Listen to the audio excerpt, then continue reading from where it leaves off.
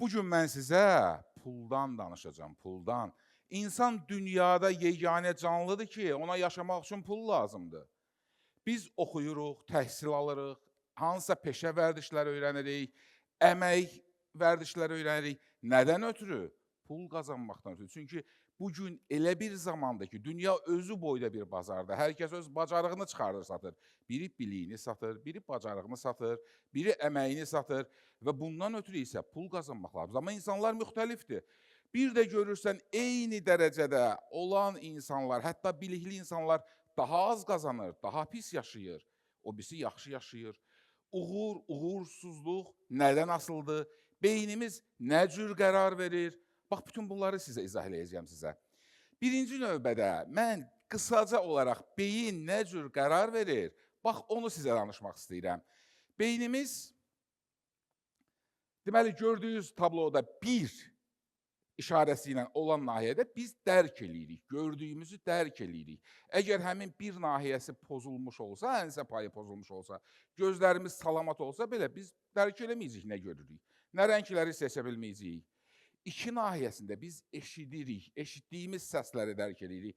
Qadın səsidir, kişi səsidir, nə deyir, sözlərin mənası nədir?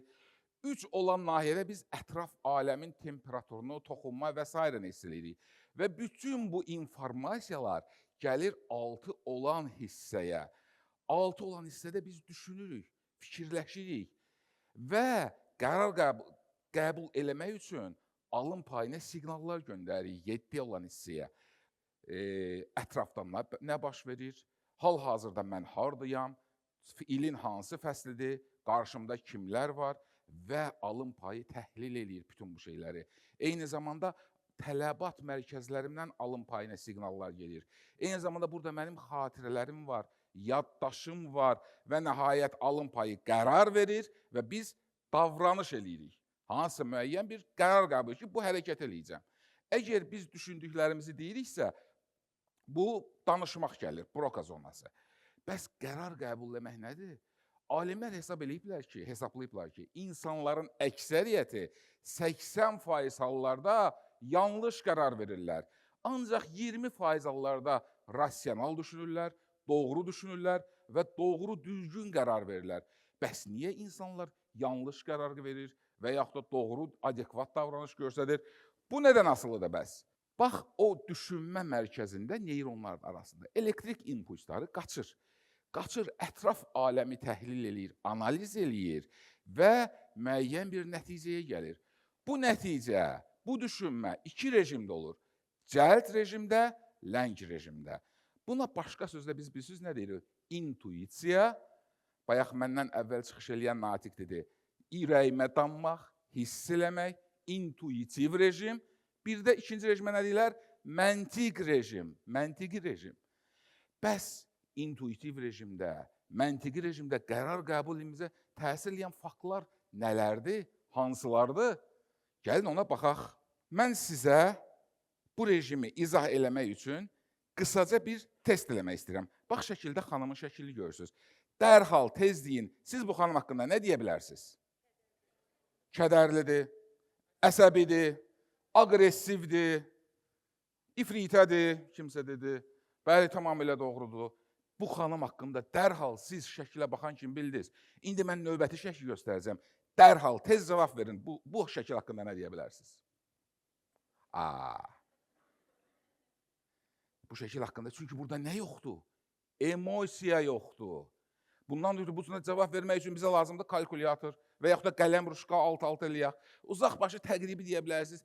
400 ola bilər. 100% 12-də ölü, 100% 5-də ölü. Yeri gəlmişkən birinci qadın, şəkili göstərdiyim qadın, aktrisada çox gülərüz, həlim xasiyyətli bir qadındır. Mehriban bir xanımdır, sadəcə orada rolda gedir. Bax, dərhal verilən qərarlar, intuitiv qərarlar buna görə yanlış olur. Birinci şəklə siz niyə dərhal cavab verdiniz? Çünki orada emosiya var idi. Və bütün dünya, marketing sistemi, bütün hər bir şey məhz emosiyaların əsasında qurulub. Emosiyaların əsasında təşkil olunub. Gəlin, baxaq. Deməli, bizim beynimizdə müxtəlif maddələr var, dopamin var, serotonin var, endorfinlər var və həmin bu maddələr, burada mən bir də bunları oxumuram, vaxt olmasa, vaxt aparmayım deyə, nə vaxtı, hansı mediatorlar bizdə pozitiv emosiya mərkəzini oyandırır. Deməli, belə bir cihaz var, fMRT adlanan bir cihaz var. fMRT bizim beynimizin hansı hissəsi aktivdirsə, ora qan çox gedir və bunun nəticəsində bilirik ki, beynin hansı hissəsi daha aktiv işləyir. Məlum olub ki, insan xoşbəxt olanda nukleus accumbens adlanan bir nüvə aktivdir. Əgər bədbəxtdirsə, adacıq olan hissə aktivdir. Deməli, bizdə var pozitiv emosiya mərkəzi və negativ emosiya mərkəzi. Və insanın pul qazanması üçün bilirsiniz nə lazımdır? Pozitivlik mümkün qədər çox olmalıdır. Gedirsən hansısa marketə, hansısa bazara, nə gözəldir, nə qəşəkdir, almaq istəyirəm. Pozitiv emosiya mərkəzi oyandı. Qiyməti neçəyədir? Filan qədər qiymət. Negativ emosiya mərkəzi oyandı. Və onu satan qız gülər üzlü, qəşək bir qızdır. Pozitiv emosiya mərkəzi oyandı. Bax, biz nə edəcəksə, həmin mərkəzlər arasında rəqabət bizim o assosiativ təpə payında düşüncə mərkəzinə təsir edir və mən gedirəm, kreditə girirəm, borc götürürəm, ya alıram, ya almıram. Bütün sistem bax bunun üstündə qurulub. Pozitiv emosiya mərkəzinə, negativ emosiya mərkəzi arasında rəqabətlər. Ona görə qazanmaq istəyirsə, yaxşı yaşamaq istəyirsə, gülümsəyin mənim əzizlərim. Ətrafınızdakılara, qarşınızlara pozitiv enerji ötürün. Məlum olub ki, məsələn, marketdə bir dənə belə bir gözəl, qəşək, uşaq şəklini qoymaq marketin gəlirini 3% artırır. İri marketlərdə 3% kifayət qədər böyük rəqəmdir. Və hətta marketlərdə siz yəqin ki, görmürsünüz, gözəl musiqilər olur, lirik musiqilər olur. Lirik musiqi nə edəcək? Pozitiv emosiya mərkəzini artırır və biz daha çox alver eləyəcəyik. Hətta bizim arabanı itələmək belə musiqinin ritmindən asılıdır. Və bütün əvvəllər alimlər hesablayırdılar. Adam Smith var, Karl Marx var, burada iqtisadçılar var yəqin ki, elə deyilmi? Onları öyrədirlər iqtisad universitetlərində. Tələb nə qədər çoxdursa, malın qiyməti o qədər böyükdür. Təklif nə qədər çoxdursa, malın qiyməti o qədər böyükdür. Mal nə qədər keyfiyyətlidirsə, onun qiyməti o qədər bahadır. Elə deyilmi? Keyfiyyətli mal daha, kalitəli mal daha bahadır. Amma ilk dəfə olaraq, bax bu adam, adamı sonra deyəcəm, Daniel Kahneman qərara gəldi ki, malın keyfiyyətinin, tələbin, təklifin ümumiyyətlə dəxli yoxdur. Mən burada bu reklamı nəyə görə qoymuşam? Məsəl üçün, reklam şirkətləri bundan çox geniş istifadə edirlər. DiCaprio mənim sevdiyim aktyordur, çox gözəl aktyordur, amma o saatsaz da ölü. Və DiCaprionu bu saatı reklam edir. İnsanlar fikirləşirlər ki, əgər DiCaprio bunu taxırsa, bu saat, deməli bu saat keyfiyyətlidir və mən də gedim o saat alım. Baxın, məşhur adamların müxtəlif malları reklam eləməsi məhz bizim beynimizlə, emosiyalarımızla manipulyasiyanın nəticəsidir. Və Daniel Kahneman, bayaq adını çəkdim, yeganə psixologiya üzrə, yeganə Nobel mükafatı almış alimdir. Və bütün dünyaya isbat elədi ki, malın qiyməti onun ətrafında olan hekayələrdən asılıdır. Hətta bunu o vaxtı mənim yadımdadır, Obama dəvət elədi Amerikanın iqtisadiyyatına, iqtisadi sisteminə rəhbərlik eləyə və onu o qədər qaldırdı ki, ona xüsusi mükafat da təyin elədi, gördüyünüz kimi. Və Nobel mükafatı almış bir psixoloqdur. Mənim bir deputat dostum var, mən telefonun markasını deməyəcəm, telefonu $16.000 alıb, $16.000. İnternet yoxdur, WhatsApp yoxdur, şəkil çəkə bilmir. Ancaq telefondan danışmaq mümkündür. Başqa heç bir funksiyası yox telefonun. $16.000 alıb. Soruşurum, niyə bunu almısan? Buna niyə bu qiymət vermirsən? Deyir, bilirsən, bu əl işidir. Hekayə allanıbdır.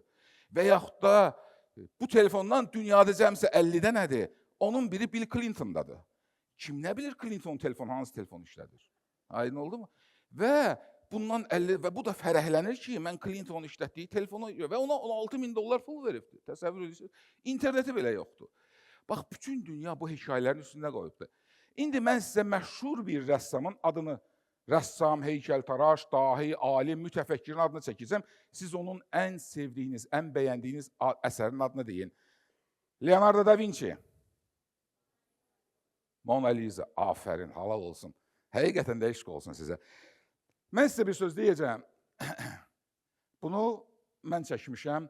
Leonardo da Vinci'nin Vespucci sarayında olan freskasıdır. Möhtəşəm bir əsərdir. Möhtəşəm bir əsərdir. Bu əsər üstündə Dan Brown, bəlkə də oxuyan var, Inferno, cəhənnəm əsərini yazıbdır. Və burada insanların sifətləri də fərqlidir. Çoxlu orada yazılar var. Məsələn, yazılardan biri belədir. Serkatrova axtaran tapar bayrağın üstündə yazdı. Allah bilir, niyə yazıbdır, nədən ötürü yazdı. Inferno əsərini oxuyanda biləcəksiniz. Gözəl əsərdir. Və yaxud da başqa bir Da Vinci'nin əsəri var. Sirli axşamlar. Bu da Da Vinci şifrəsidir. Yenə Dan Brown'dur. Gözəl əsərdir. Amma siz hamınız Mona Lisa adını çəkdiniz. Gəlin Mona Lisa'ya baxaq. Bəlkə də Da Vinci'nin çəkdiyi ən zəif əsərdir. Aydın oldu mu? Amma bunun ətrafında hekayələr yaratdılar. Ay, belə uğurladılar, muzeydən qaçdılar, ay, belə axrana var, güllə keçirməyən şüşənin arxasındadır. Biri dedi oğlandır, biri dedi qızdır, biri dedi Da Vinci özünü çəkib, biri dedi sevgilisidir. Hərə bir söz dedi, hekayələr yaratdı. Və bugün milyonlarla adam Louvre gəlirlər və bu balaca bir şəklin qabağında selfie çəkməkdən ötürü Louvre'un içinə girirlər. Və bunun qarşısında başqa bir möhtəşəm əsər var və onu dünyanın ən hörmətsiz əsəri, rəsm adlandırırlar. Çünki heç kəs ona baxmır. Hamı gəlir, çünki bunun ətrafında hekayələr quruldu. Yekunlaşdıraraq nə demək istəyirəm? Emosiyalarınızı kontrol eləməyi öyrənin. Manipulyasiyalara lazım olanda emosional zəka adlanan bir şey var. Onu idarə eləməyi öyrənin. Qazanmaq istəyirsinizsə. Mümkün qədər üzünüzdə gülüş olsun, təbəssüm olsun, qazanmaq istəyirsinizsə. Pozitiv olun. Əgər bədbəxt padruqanız, rəfiqəniz varsa, küsün ondan. Danışdırmayın. Mən sizə bir söz deyim. Məşhur bir kitab var, Hakimiyyətin 48 qanunu. Ətrafında xoşbəxt adamlardan ibarət bir komanda yarat. Əgər sənin komandanda bir bədbəxt adam varsa, bütün sən işi körləyəcək. Axırda gecən özü asmaq istəyəcək. Belə, gülümsəmək, pozitivlik, hər birinizə uğurlar.